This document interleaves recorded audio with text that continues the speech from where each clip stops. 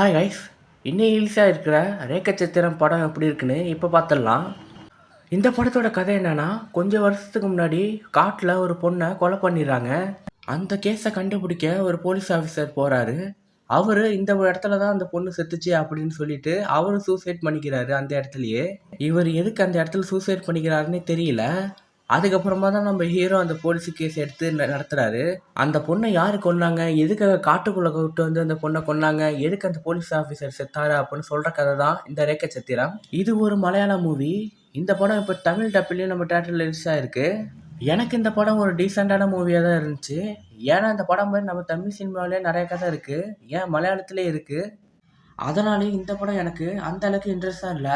Maybe நீங்கள் தேட்டரில் பார்க்கும்போது உங்களுக்கு எப்படி இருந்துச்சுன்னு கமெண்ட் பாக்ஸில் சொல்லுங்கள். இந்த படத்தில் ப்ளஸ் என்னன்னு கேட்டிங்கன்னா, இந்த படத்தோட செகண்ட் ஹாஃப் தான் சொல்லணும். ஏன்னா செகண்ட் ஹாஃபில் தான் கதையே ஆரம்பிக்கும். இந்த படத்தில் எனக்கு ஃபர்ஸ்ட் ஹாஃபை விட செகண்ட் ஹாஃப் தான் ரொம்ப பிடிச்சிருந்துச்சு. ஃபர்ஸ்ட் ஹாஃப் கொஞ்சம் டல்லாக தான் போகிற மாதிரி இருந்துச்சு. மற்றபடி இந்த படத்துக்கு இன்னொரு ப்ளஸ் என்னன்னா, இந்த படத்தில் நடிச்சிருந்த ஹீரோவை தான் சொல்லணும்.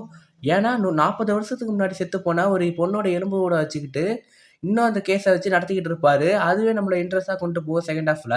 இந்த படத்தோட ஃபர்ஸ்ட் ஹாஃபை கொஞ்சம் மாற்றி எழுதியிருந்தாங்கன்னா இந்த படம் கண்டிப்பாக ஒரு சூப்பர் ஹிட் திரைப்படமாக அமைஞ்சிருக்கும். மற்றபடி இந்த படத்தில் குறைன்னு சொல்லிக்கிற அளவுக்கு எதுவுமே இல்லை.